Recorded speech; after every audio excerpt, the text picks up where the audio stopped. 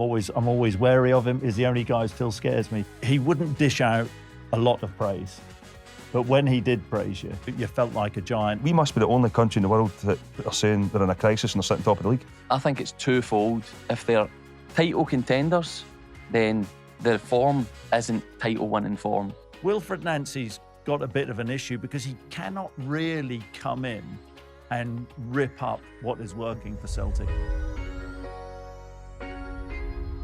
Okay, well, guys, some idiot in recent times talked about he was worried about Martin damaging his legacy. Who was that? Who was that? It was me. And with every passing game and every passing victory at Celtic, whatever the criticism of the board has been this season, that seems to be a bit of an inspired pick, would you say? Definitely. I think it was... do you know what the first thought I had at the time? See when Walter Smith went back to Rangers and what he brings, Martin O'Neill's done the exact same thing. No tactics, clever with the backroom staff, but he's just guided everybody, talked about mentality, talked about the right things, bit of humour at certain times, guided it perfectly. I'm actually, you're going to sound surprised, I'm actually pleased that it's happened, you know that? Because when you look at, especially nowadays, all the young managers, and they'll use the buzzwords and everything that comes along with it. Martin has just went in there, stripped it all back. You can say, I mean, you know better than anyone. Managing people is key, and that's exactly what Martin's done. He's went in there, they said he stripped it all back, and Celtic are now, I wouldn't say they're performing really well, but they're getting 3 points, and Martin has been very clear on that. The most important thing is winning. That's something that never leaves you. You know, he's went in there, they've managed to go to tough venues as well. Doesn't matter if it takes you till 92, 93 minutes in Paisley. Still got the 3 points. They went to Easter Road yesterday as well and got, and got the 3 points as well. So when you look at the way they're performing, he will know that there is better performances to come, but he won't be caring because they're getting 3 points. And if you're Wilfred Nancy now, and talk about where is Wilfred? Where is Wilf? But talk about there being a paperwork issue. That's what we heard at the weekend. Whether it is or it isn't, it's taking its time. But what are you thinking? Seeing Martin now on this run, 3 tough away games, getting the job done. Hope now in the Europa League. If you're him, there must be an element thinking, blimey, look at the fixtures. That coming up. There's a cup final. Hearts possibly could be his first game. He's got to get off to the cup final could help. Because if you win that, it's a bit of success early on. But as you said, he's got a specific style. He's got a certain way of playing that he wants. Just tell us about that then. What you've heard about his style, because that's going to be interesting, isn't it? Because the stuff I've heard, you're better connected than me. But he plays a back three, doesn't he? And he's mainly played a back three. I think from watching his style, the type of traits he has in his team have been what a De Zerbi had at Brighton, where you're trying to bait the team out and be good enough to play through. That's how often does Celtic get pressed high? So that'll be slightly different. But I think the general size of club, the whole winning thing, you've seen it in Rangers. Russell Martin comes in with a clear style, but if you're not winning, you're not getting any time. What was that style? So I think it's going to be high risk, but it'll be interesting to see how he plays it. Short term, long term. One other point, Martin O'Neill. He's got the results with 3 massive players in the squad injured. Iheanacho, Alistair Johnston and Carter Vickers. So that as well goes back to how good a job he's doing. And with 3 games a week, Chris, if Wilfred Nancy does come in and want to go to a back three, does he have the personnel at Celtic to play with a back three? Dane Murray can come in, of course. That's if Trusty and Scales. Tierney could come in. I think it'll be interesting how they line up. Does he go with more winger types, forward players as the 4 in the midfield to get forward? And does he play effectively a full-back in that back three? Because Celtic only step out of the ball loads of times as well. So it'll be interesting to see how, if he does eventually come, what way he goes about his business, because I don't think Celtic having 3 out-and-out centre-backs is going to work. Even at Colorado, centre-halves are on the edge of the box having shots and that, so that it's, as much as there's a structure in the formation, the players are all over the place at times, like, depending on how to attack. He wants them to attack and get bodies forward to get chances, so you probably do. It goes back to having full-backs, maybe centre-halves that are probably better on the ball. Chris, I want to touch on Martin again there. See, Give us an insight to like, how good he is with people. Like, get the best out of them. Well, I think there are similarities, really, of short the space of time, of course, to his first time round. The difficulty of the situation which he came into, and of course, I was his first signing, but coming up to Celtic at that particular time when Rangers had won the league by, I think it was 19, 21 points the previous season, and then I didn't realise just how sort of mental Glasgow is and Scotland and the expectation. But my view was, if we can close the gap and on Rangers and get closer to them first season, then that would be okay. I soon realised that wasn't the case because you're all nuts up here. You've added to it over the years. But in terms of him getting everybody at the club like pulling in the same direction and galvanising, and my view, people say about Martin, is not a tactician. Martin, I always get a little bit annoyed about that because I think that's disingenuous. I think that is unfair because if you look at Martin and his sort of managerial career and the way that he built himself up and enhanced his reputation, starting, I think he was Grantham and then he went to Wickham and got them into the Football League. Not an easy thing to do, and the job. Which he did at Leicester City. He had a difficult start at Leicester City. I don't think he'll tell you himself. I don't think he won any of his first 8 or 10 games. Who knows what would have happened in this day and age had he had a start nowadays? He may have ended up not carrying on. But Leicester City were glad that he did. And then he was highly sought after by a lot of big clubs, and he chose Celtic. But he was always. I mean, my feelings on Martin. I'm always wary of him. He's the only guy who still scares me. He's, you never want to get in a verbal joust with him because not even yourself. No, he'll just rip you to shreds, and he often did. But what he had a marvelous habit of, I always felt, is he wouldn't dish out a lot of praise. But when he did praise you, you felt it. Yeah. You felt like a giant, and that's the way I always felt. I always felt he was fair. Yeah. See when you talk about you're talking about a new coaching style, and people saying about the tactician side of it.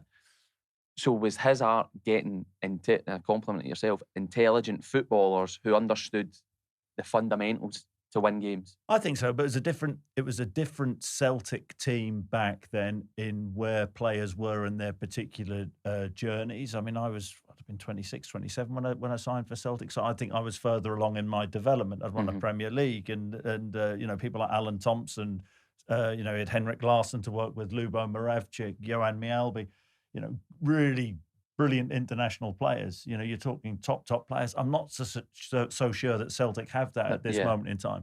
But what Martin has done, and let's not forget, I don't think anybody can forget that this, the fallout between a certain section of the fan base and the board, that doesn't seem to be going away. But what Martin has done is you can see greater confidence in certain players already in a short space of time. And people like Hattati, who hasn't really kicked a ball all season under Martin, he's sort of turned up. Days and Maida now in that centre forward role. He's never happy out on that right hand side. So I think it's really interesting. I think the squad is in a better place, a more confident place. They're finding a way to win. But I do think it's fascinating, the Wilfred Nancy thing, because the team is taking shape now in terms of Luke McCowan off the right hand side. He's not a right winger who's a dribbler who's going to go past players. You've got Maida now in that centre forward position. Wilfred Nancy's got a bit of an issue because he cannot. He'll have his own philosophy. Of course he would, and that's the way he goes. He cannot really come in and rip up what is working for Celtic at this moment in time. So I think it's really difficult for him. What does he do then? But what do you think? Because he will want to put his stamp on it, but you can't put your stamp on it. That'll tell you a lot about him, though. But you can't from the off. But if you can't work in training, if you can't do 100%. that 11v11, how then can you? Although Ange Postecoglou managed it, and the chat was around how good his meetings were and how detailed it was and how clear it was for the players. But I think, going back to the original, if something's working short term, mid-season, that'll tell you how intelligent of a manager I think he is, that I'm going to just let this build slowly, because if you go to one extreme to the other, it's so high risk. Yeah, I mean, I think when you touch on Ange Postecoglou, obviously Rangers had won the season before and Celtic were in a rebuild. When you look, but he stuck to his principles. These first 6 And- games and were the first, poor results. Lost 3 out of 6 I or think something. so. So He did, when he was under pressure straight away. But you look at, I think it'll be fascinating, as you say there, Chris, because you can't come in, rip everything up, and right, I'm going to play this way. You have to let it run its course. There is no way, but at the same time, you're then looking at, if Celtic don't get results under Wilfred Nancy at the start, they'll be saying, why did we get rid of Martin? No, You know, exactly. so it's listen, I don't know what's been on with the paperwork or why it's taken so long, but by each passing, not even week, day, Martin O'Neill's position is stronger and stronger and Get him stronger. in for the cup final. Well, but that is the debate, isn't it, amongst the fan base now? And do you think there's any possibility now that the Celtic board are having a conversation where they're saying, well, this is working, we've earmarked our guy, but should we wait? It's not about being sentimental for the cup final. It's not, and the big Hearts game. But is it then too much of a risk to load that on Wilfred I think Nancy? the sentimental part is why it can't happen. Because if Celtic have earmarked this manager for the long-term success of the club, then they need to get him in. If it wasn't the case, then let Martin O'Neill take it till the turn of the year or till the end of the season and then make your change. But as soon as you've identified him and you've went out from, that's the long-term strategy. He's got to come in and be the man. I think it's interesting. I mean, you go back to the start of last week, and everybody was Martin's last game at Hibs. That was going to be it. Then for him to come out and say, half an hour before the teams arrived, basically, no, I'm staying. It was a bit like, so I think the Celtic fans deserve to know what's going on. I mean, how long is it going to take before Wilfred Nancy is in? But the here and now, Celtic getting results under Martin O'Neill. Has he improved the team? 100%. Maybe the performances have not been at Celtic's the level that they were expected for a number of years, but he's getting results, and that is the most important thing in football. And as long as that carries on, then Martin will be happy, Celtic fans will be happy, and you can see the players are playing with a little bit more freedom. You kind of felt as if under Brendan Rodgers towards the end, it was rigid. It was the exact same things that was happening. Wingers going to the byline and turning back and passing it, and then there was hardly any balls in the box and things like that. So there has been a big change. And for me, looking at it, the players are just a freedom to go and play. And I think it's quite telling that Feyenoord game, there was only one of the summer signings in the starting 11. Same at the weekend against Hibs. And also what I think is big is Martin publicly talking about the need to improve the squad in January. And he I'm pleased he said that. I think a lot of people are thinking it, but I think when we have our opinions, and often boards don't listen to us. Often nobody doesn't listen to people don't listen to us. But when the manager of a football club with his stature is sort of saying, well, it's not saying we're getting away with it. Yeah. But I do think that, as you've quite rightly said, and he talks about the most important thing is winning. But we also have to come to the realisation that Celtic recently, domestically, tough game against St Mirren, didn't play well. No. Got over the line, brilliant from McGregor. Hibs, not convincing. Martin will be well aware of that. Publicly, he'll be saying just as about winning. Behind the scenes, he'll be thinking. Think of the fallout from Brendan Rodgers was all about recruitment in the summer, the process, the players we didn't get. Celtic aren't going to deviate from their main model. So what is going to be different? Well, what's Paul Tisdale doing? What's his role within all of this? I mean, the Celtic board get it from everyone. And this is my whole thing with people that are in those positions. They get away without people asking questions, basically. I know, but surely internally they'll be getting scrutinised, because if their signings aren't good enough over a period of time, they're going to get found out now. Well, Brendan Rodgers criticised the signings and was wanting more signings. He left. I think that's the question, and I think it's I think most people are thinking the question which Chris has posed: what is Paul Tisdale doing? What has he done? Anyway, so Hearts. Well, I mean, I don't necessarily see this as as the wheels coming off at Hearts. No. No. You know, I don't in any way, shape, or form. But this is a blip, and you know you can't sort of overlook that. What's your feeling with Hearts? I think it's twofold. If they're title contenders, then their form isn't title-winning form. In previous years, if the old firm were going for the title and their run had been this, then people would be asking questions. But the strides Hearts have made from last season to this season, they're top of the league in December. Tells you that it's a good season. It started well. I think, as we've all probably said, in coming years it'll be closer. I think they've been a team who've averaged over 2 goals a game. The game at the weekend there, they have, well, it statistically says 0 shots on target. Shankland gets 1 cleared off a line. So it was a brilliant clearance. 1 shot on target. It's in the forward areas for me that Hearts probably aren't. Kirazides, Braga, Shankland, they're not all clicking at the moment. And as a team, I don't think when you watch them, they've got that energy and freedom that the buzz that the start of the season gave them. But that's the testing moment. We've all been in teams where... Yeah, I think with Hearts right now, when you look at, listen, because of a few weeks further down the line, it looks as if the point in Paisley wasn't a great point, but at the time we all said it was a good point going there, moving on. The one at Fir Park, Motherwell flying now. Yeah. So going and getting a point, fine, fair enough, a clean sheet. The one for me would have been the Dundee United game. You know, you look at Dundee United, they've been struggling. At home, I always feel as if, you know, if you're going to win titles, you need to win your home games. That would be the one that Derek will look back and think, should have had the 3 points there. Anybody can go to Pittodrie and lose a game of football. And you know, the big players missing, the spine of their team was missing at Pittodrie. I mean, we must be the only country in the world that are saying they're in a crisis and they're sitting top of the league. Only in Scotland. Scottish football. So the madhouse. Is it all about what happens in January then? And Derek McInnes, you mentioned the forward areas. Is this unfair? Did we get carried away with Braga and Kizaridis?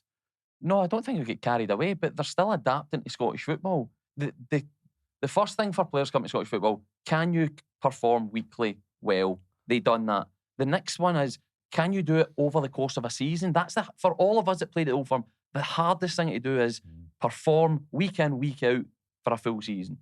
These guys have done it in Norwegian second division, plucked for there. It's going to take time, so there's going to be the ups and downs. I don't even think the January go big and recruit. That's, in my opinion, I don't think that's going to happen. I think this is the bigger picture.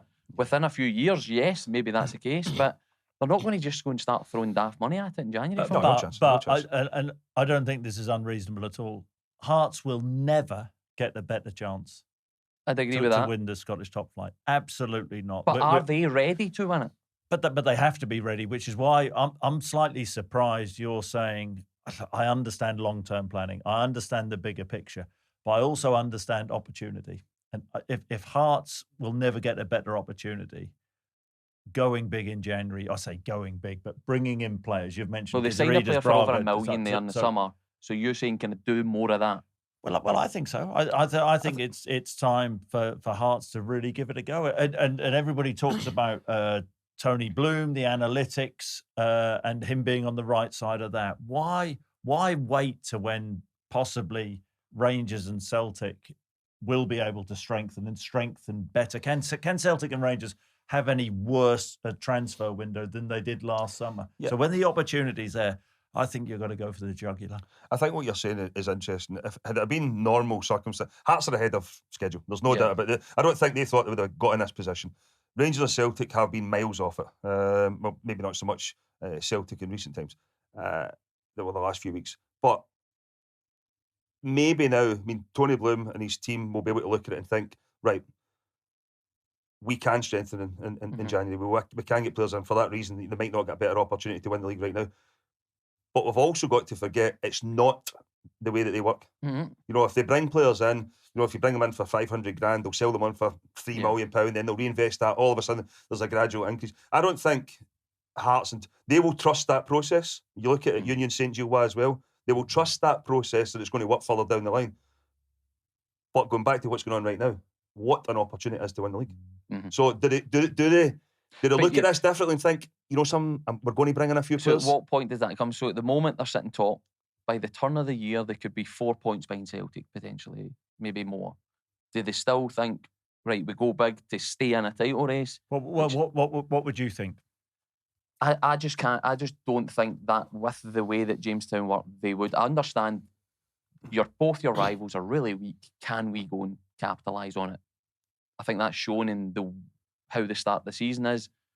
I just don't see it happening. I don't think they would risk it because it becomes too high risk. How would you, when you say it becomes too high risk, how would you, if you're a Hearts fan though, and you see this position materialising, I think we'd all probably agree it doesn't feel like an Aberdeen. No, it doesn't quite feel the same as Aberdeen. But you have this planning process which never deviates because that is the way Tony Bloom works.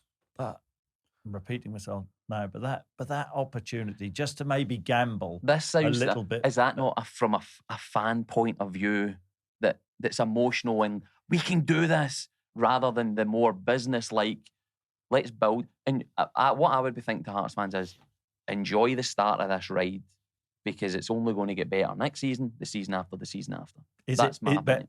Is it though, if Celtic and Rangers strengthen?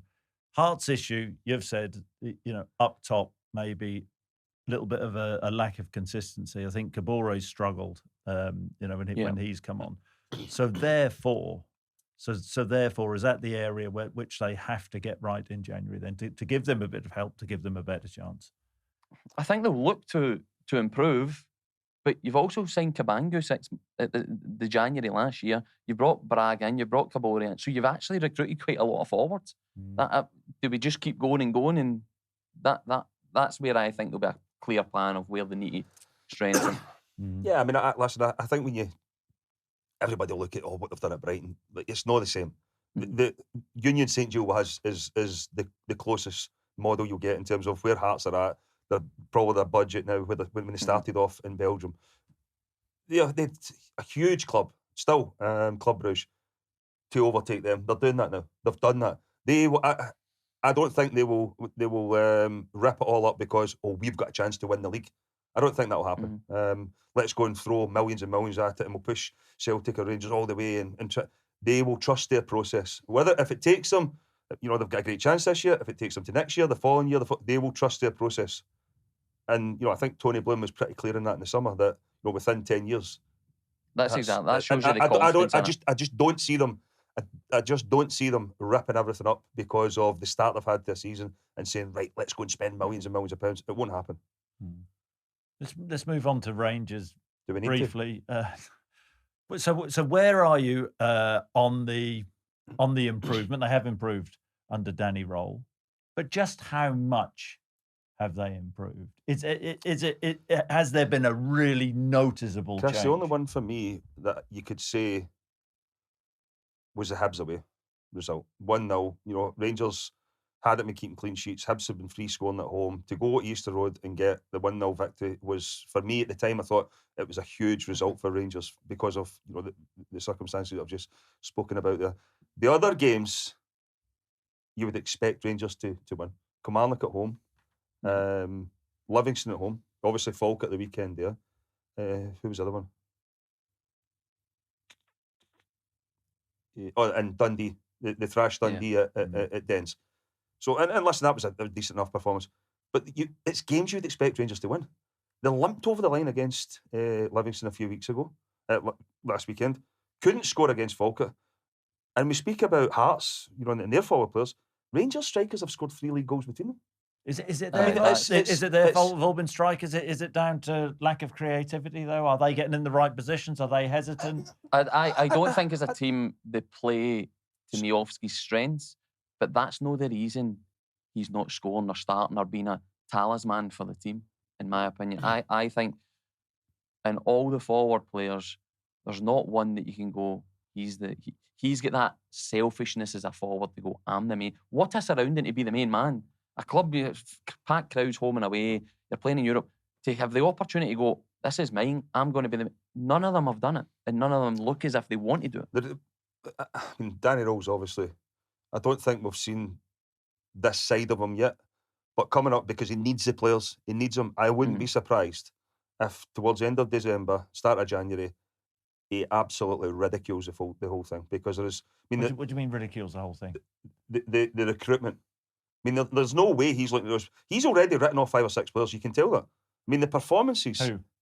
Who's he written off? Well, we don't have a left back in the building to start with. Max Aarons is playing there now. He's Magoma. He's been out of the team. So Max Aarons, who doesn't have a left foot, more or less is playing on that left hand side. Unfair on him, really. Yeah. But it's down to the recruitment. It's been appalling. There is no getting away from it. Rangers recruitment has been. But that's potentially why the decisions have been made in the previous week. So then look, where's Joe Rothwell been the last few weeks? I mean, he's been nowhere to be seen. So there's one that I would say has been written off. You then see the likes of Bajrami and that are coming back into the fold, where they were written off under the previous manager. So he might have been given a lifeline. So that's telling me that the guys behind the strikers, he's looking at them thinking, you're not really pulling your weight here. I mean, the his quote of, I don't get frustrated with players, but their opportunities are going to be limited after the games, is the fairest and most honest way of saying it. But I do agree. I think they just need to get to January. Just win games to January, and then his they real should have got a tenure. face on it, Nazi's. Getting these guys out. Aye.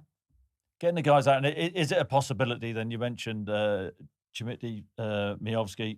Can Rangers bring in a £7-8 million striker in January?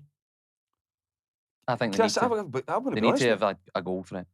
It's the biggest thing watching every game. It wouldn't have surprised me if Rangers go and try and buy Lawrence Shankland. That's how crazy it's been. Would you? I mean, they had the opportunity to get him for nothing, said no, and then they'll probably go and try and buy him in January. If you're Lawrence Shankland, would you downgrade? You're not going to bite me. Well, I'm talking. If we look at the league just table, signed a you know what I'm contract. He's saying? there for a long term. If you're Lawrence Shankland, honestly, would you move from Hearts? This has done the rounds before, okay?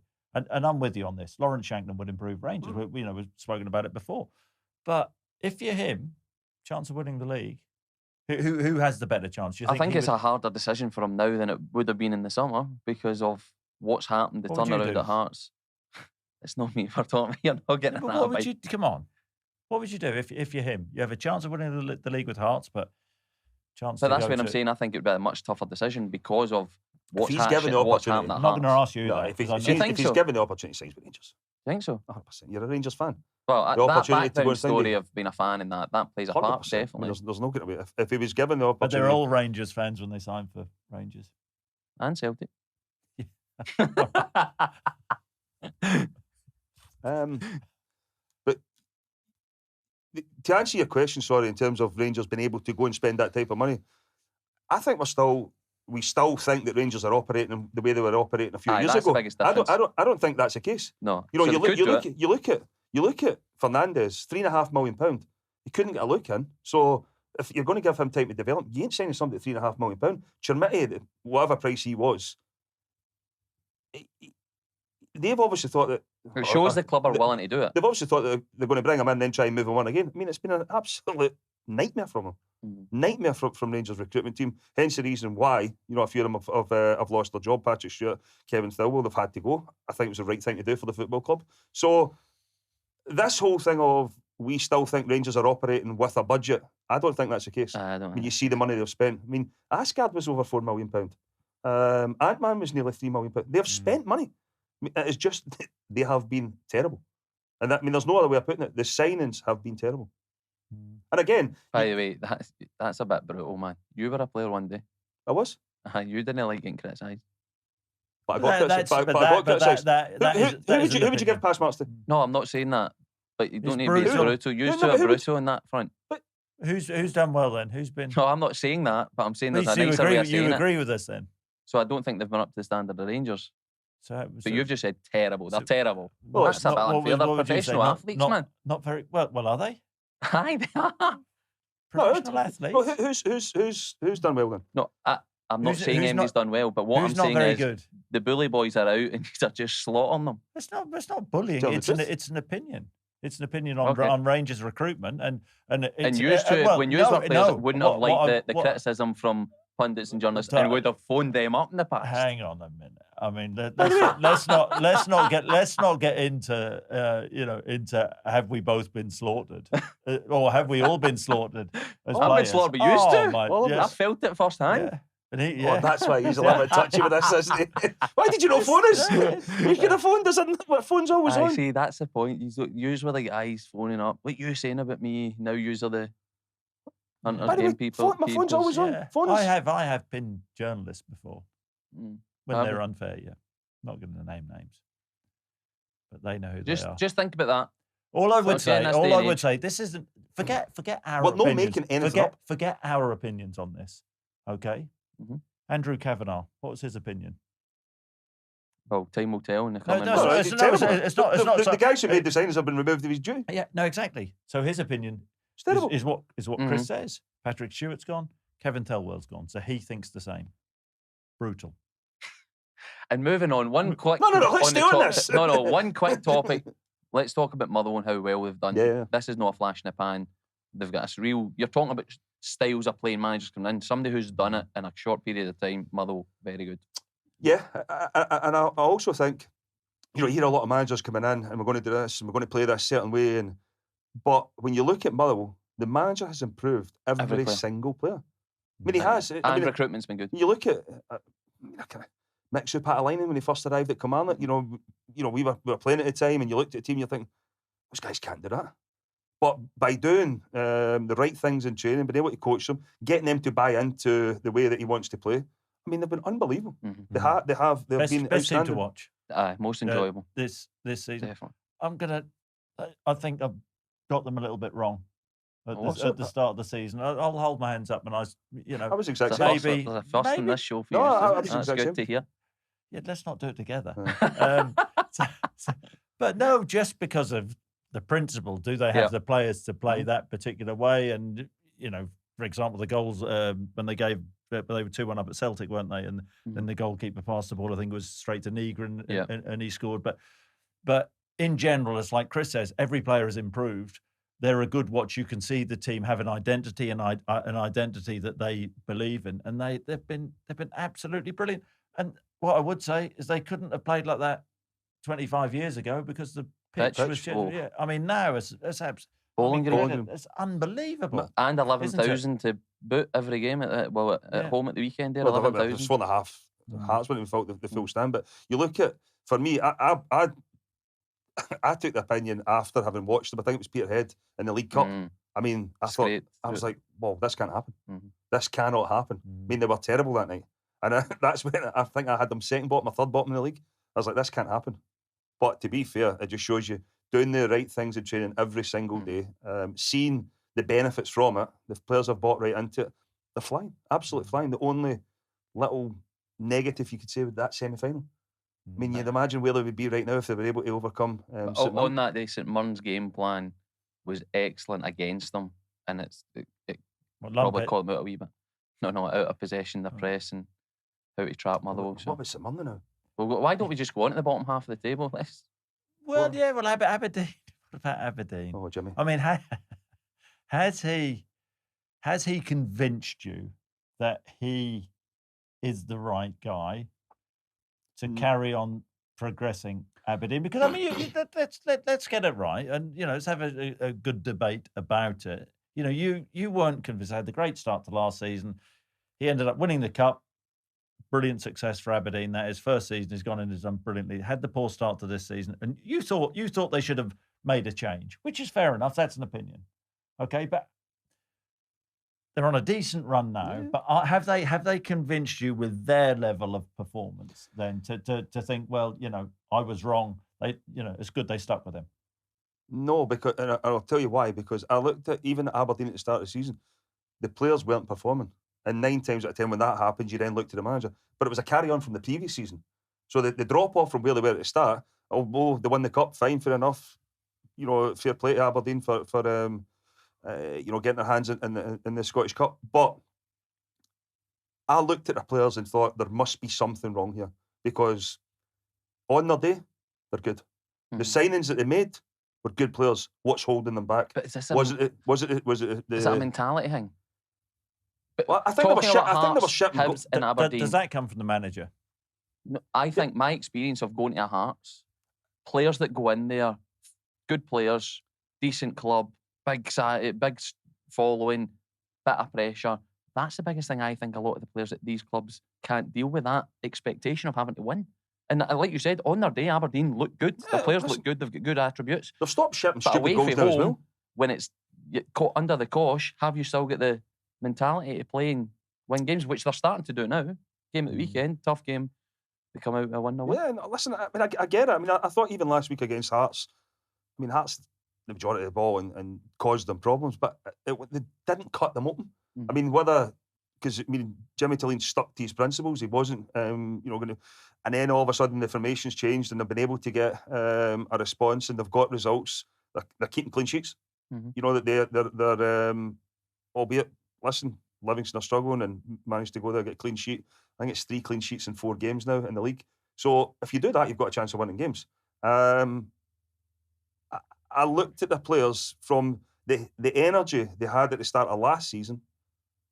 They were, I mean, we spoke about it loads of times when we were up there. They were in their face, were stopping the opposition play. That had stopped for a number of months now.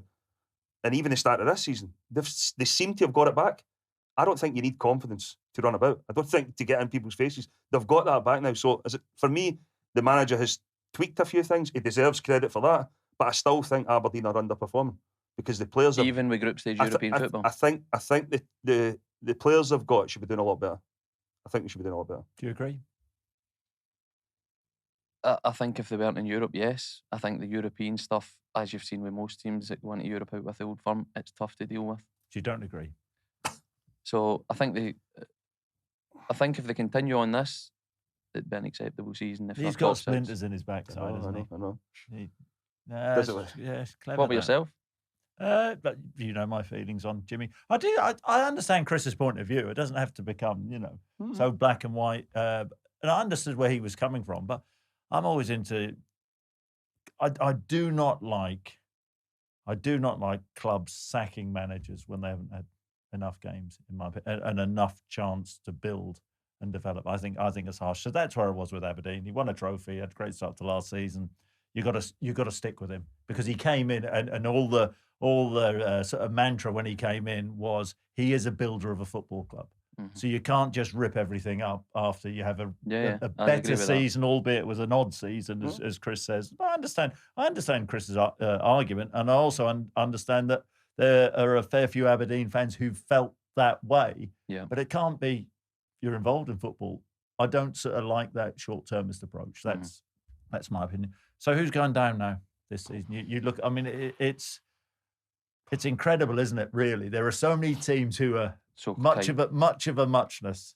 I mean, I've still got St Mirren finishing top 6, 6th, but don't score enough goals. No. I think Livy have had it. I went for Falkirk, lazy punditry. Falkirk start of the season, totally lazy. Thought they've come up, and they'll go straight back down. They won't. But the way they play and they're not a counter-attack team. The way that they play, fair play to them. Yeah. But I still think that they'll finish 11th and end up going down. Who? Falkirk. Who'll be Falkirk? You think? I can't change. I mean, you. Well, you can. You just called it lazy journalism. You can. Lazy punditry. Sorry. You think journalism punditry. You think Falkirk will still go down? No chance. I think having it's said no that, chance. I don't think you can predict it. It's that tight. Like you look at, but at least I've predicted something. Dundee United. At least I've predicted something. I think for the next 3-4 weeks, Dundee United's results are going to decide what's going to happen with them. Are they going to be pushing the top 6? Going down. No. But I'm saying that'll determine where the rest of their season is. We're in the bottom half of the table. Levy for me, I think they're the hardest job. Levy's in trouble. I think when you look at Kilmarnock, and it's strange because. Usually you're looking at Kilmarnock and think their home form will be good enough to get them out. But that's been terrible this year as well. I'm going to go for Kilmarnock, not Falkirk. Sorry, Kilmarnock. What I think a big problem for Kilmarnock is the goalkeeper. Strycek was excellent and such a big part, and to go with an experience has now caught up a wee bit with them. That's cost them a lot. And let's not be kidding as well. Dundee. I forgot about them. That's it. You see, they're now in there. I'm going to go Dundee. You've got 4 teams going down. Dundee, I mean, it was a huge result for them at the weekend against St Mirren. I still think St Mirren will improve, but each passing week it looks as if they're in the mix manager as well. thinks so, the way he's beating half a game. And a lot of their games recently, they've been on the wrong side of bar, unlucky in games. I think their weekend's game was the first time I've watched St Mirren and went, you didn't deserve to win. You didn't deserve to get in for the game. And for Dundee, it's What the a strike same. from Wesley, though, huh? Oh, but if consistency. He's done it in Celtic game at home. He's done it in spells in games. But if he's consistent with that quality, he's going to get chances and score goals. Right, who you got then? Who's going down? I'm going Livy. I think so too. Yeah. Wow. He's gone for Livy. But they'll not go down without a fight. And 11th is the big one, isn't it? Yeah, and I think that's on this. But you got to. You have to say a team. That's the whole point. This is what we're paid for. Livy bottom, Dundee 11th. Yeah, if Simon Murray stays fit. But again, has he got a chance of being on the plane? Everybody that's got a plane at the moment's got a chance to be on the plane. I can't believe you've revisited this. Yeah, I said last season, but he's he must have caught the eye. Have you seen him much this year? As the manager said to everybody after the game, it's from now to the summer is a chance for everybody to do as much work as they can to be, as you say, on the plane. And where are you with your preparation? Are you Simon Murray's agent?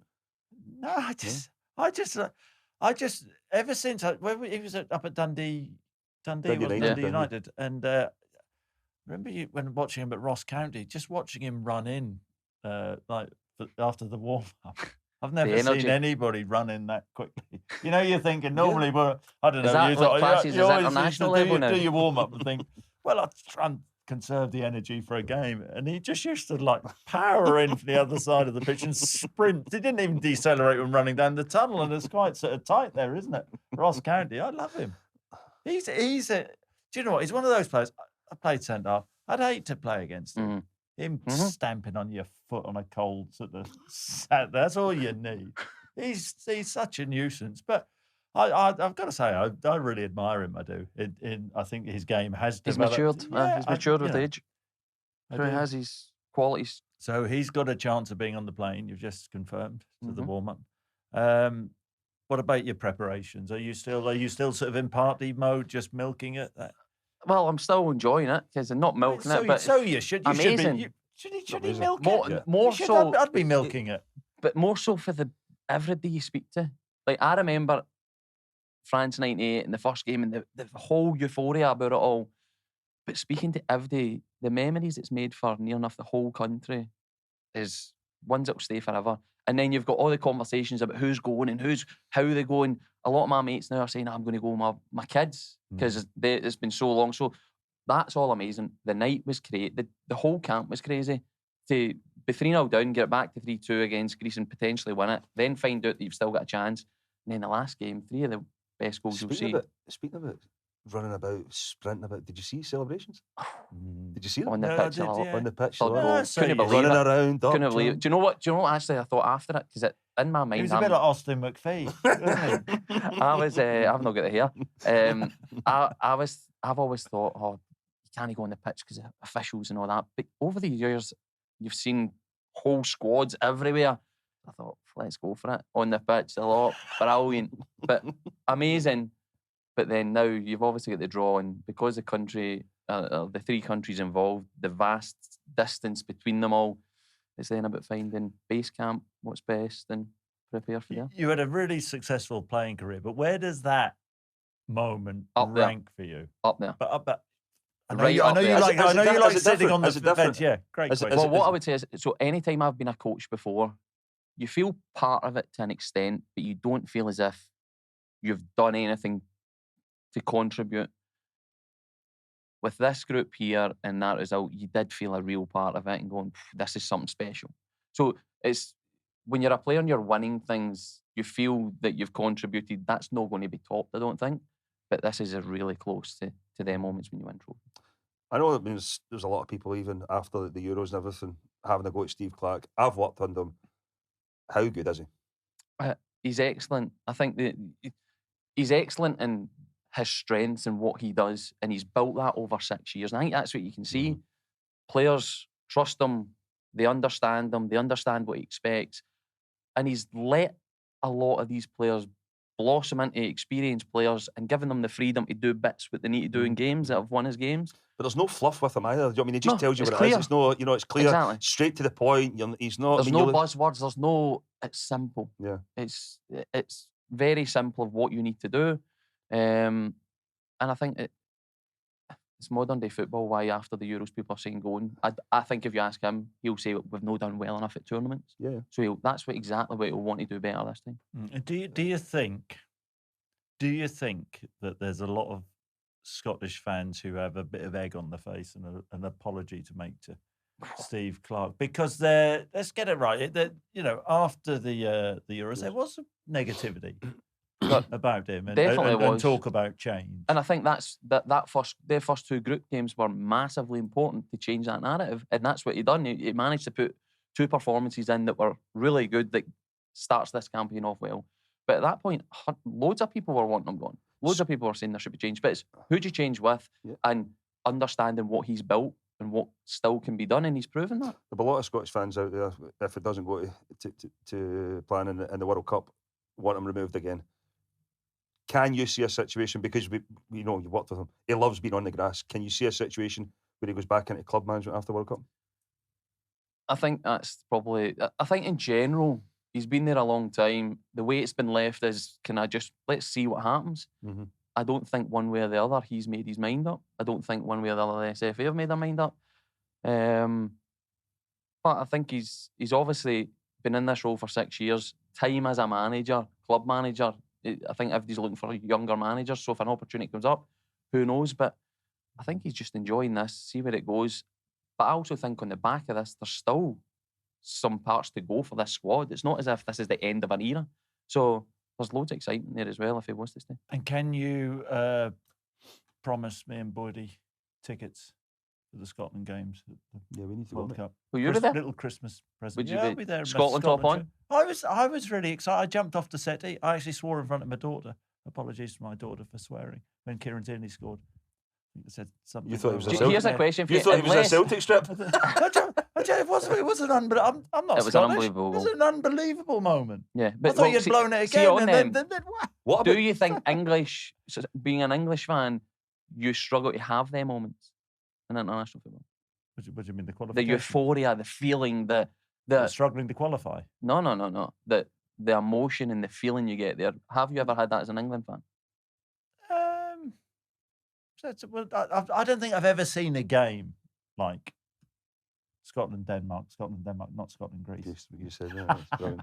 Do you hear that? I honestly don't think I've seen a better game No, I would agree of with that. football. Yeah. And the emotion. Seriously, around it. what? I know because of what happened, Scotland went through, but the standard of goal in that game was even at McTominay's 2-2. goal. Scottish people don't even try that. Nah. High boot. It's incredible. It's incredible.